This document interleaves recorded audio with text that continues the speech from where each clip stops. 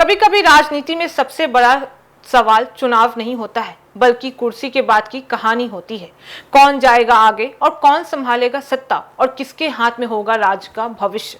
बिहार की राजनीति में भी इन दिनों ऐसा ही सवाल तेजी से उठ भी रहा है कि अगर नीतीश कुमार आगे बढ़ते हैं तो मुख्यमंत्री की कुर्सी आखिर किसके हिस्से में आएगी।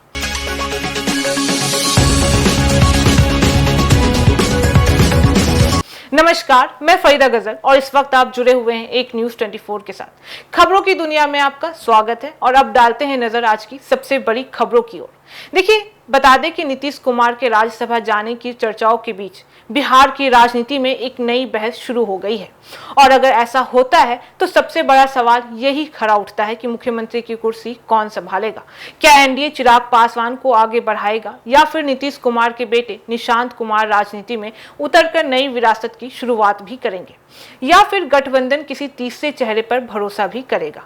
दरअसल बता दें कि बिहार में राज्यसभा चुनाव और बदलते राजनीतिक माहौल के बीच सत्ता के भविष्य को लेकर कई तरह की अटकलें लगाई भी जा रही हैं और अगर किसी वजह से नीतीश कुमार राज्यसभा की राजनीति में सक्रिय होते हैं या मुख्यमंत्री पद छोड़ते हैं तो राज्य की राजनीति में एक नया समीकरण भी बन सकता है और इसी वजह से अब यह चर्चा भी तेज हो गई है कि अगला मुख्यमंत्री कौन हो सकता है।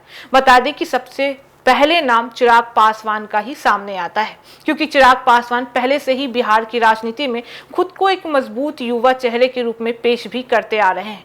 लोक जनशक्ति पार्टी के नेता होने के साथ साथ एनडीए में उनकी भूमिका भी लगातार बढ़ती हुई दिखाई भी दे रही है और ऐसे में कई राजनीतिक जानकार ये भी मानते हैं कि अगर गठबंधन को नया चेहरा चाहिए तो चिराग पासवान एक विकल्प हो भी सकते हैं।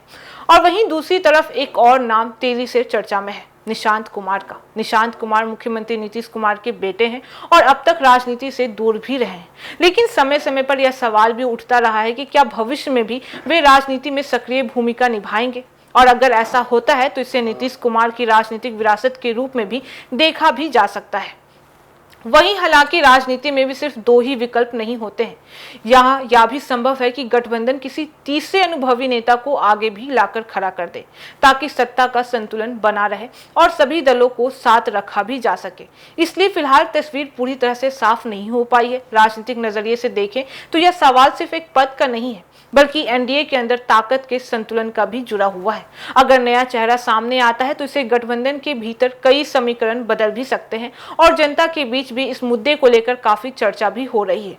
लोग यह जानना भी चाहते हैं कि अगर नेतृत्व में बदलाव होता है तो राज्य की राजनीति और विकास की दिशा पर उसका क्या असर पड़ने वाला है। अगर नया नेतृत्व सामने आता है तो इससे नई सोच और नई ऊर्जा के साथ राजनीति को आगे बढ़ाने का मौका भी मिल सकता है। लेकिन अगर मुख्यमंत्री की कुर्सी को लेकर ज्यादा राजनीतिक खींचतान हुई तो इससे सरकार के कामकाज और स्थिरता पर असर भी पड़ सकता है।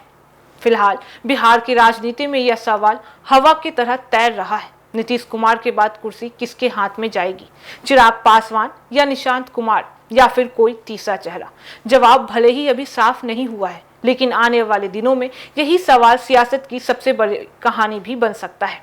तो फिलहाल इस खबर में बस इतना ही। बाकी इस मामले पे आपकी क्या राय है, आप हमें कमेंट करके जरूर बताएं। ऐसी तमाम खबरों के लिए देखते रहिए न्यूज़ 24, हर खबर सबसे पहले सबसे सटीक। वीडियो को लाइक करें, शेयर करें और चैनल को सब्सक्राइब करना ना भूलें। धन्यवाद।